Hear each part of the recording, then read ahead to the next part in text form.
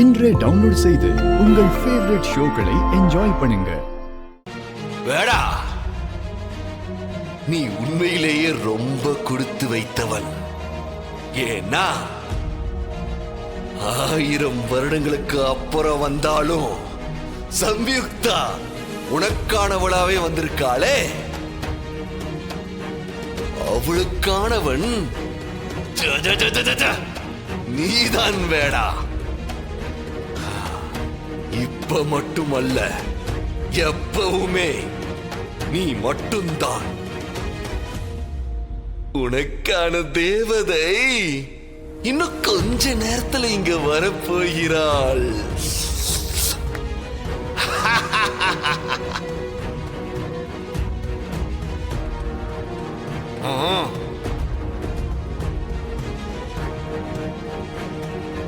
வணக்கம் மன்னா.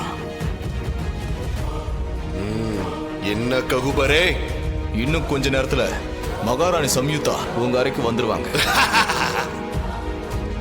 நீங்க சந்தோஷமா இருக்கிற நேரத்துல பார்த்திபனோட உடம்பு இங்க இருக்கிறது அவ்வளவு நல்லா இருக்காது. அதனால அந்த பார்த்திபனோட உடம்ப என்ன பண்ணணும்னு சொல்லுங்க மன்னா.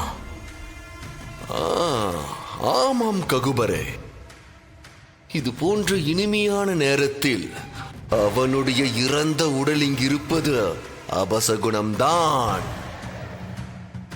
அதை என்ன செய்ய வேண்டும் என்றால்,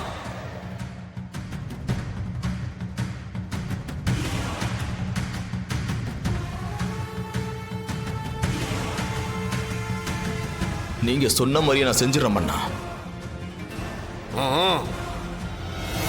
என்ன இந்த மச்சத்தையே பார்த்துட்டு இருக்கீங்க? இது சாதாரண மச்சமில்லை சம்யுக்தா, இது நம் காதலுக்கான புனித சின்னம். என் உடம்பில் இருந்து எப்போது என் உயிர் பிரிகிறதோ அப்போது நான் வாங்கி வந்த வரத்தினால் உருவான இந்த நட்சத்திர மச்சம் என்னை விட்டு பிரிந்து விடும். பார்த்திபா, ஏன் சாகரத்தை பத்தியெல்லாம் பேசிட்டு இருக்கீங்க பார்த்திபா? நெருப்பு என்றால் வாய் சுட்டு விடுமா என்ன? நான் இப்போது இதை ஏன் சொன்னேன் என்றால், இது நாம் ஒருவர் மேல் ஒருவர் வைத்திருக்கும் அன்புக்கான புனித சின்னம். என் உடலில் இருந்து உயிர் பிரிந்த மறுகணம் என் வலது தோளில் இருக்கும் நட்சத்திர மச்சம் மறைந்துவிடும்.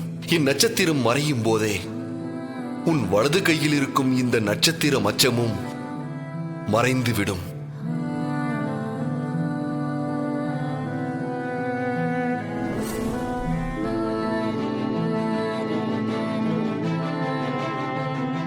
எப்படி நாங்க 2 பேரும் சந்தோஷமா இருக்கிற நேரத்துல சூழ்ச்சி செஞ்சு என் பார்த்திபனை நீ கொன்னியோ, அதே காதல உனக்கு எதிரான ஆயுதமாக்கி இந்த பௌர்ணமி முடியறதுக்குள்ள நான் உன்னை கொல்றேன். இது சத்தியம். இது மட்டும் நடக்கலன்னா நான் பார்த்திபனோட காதலியே இல்லை.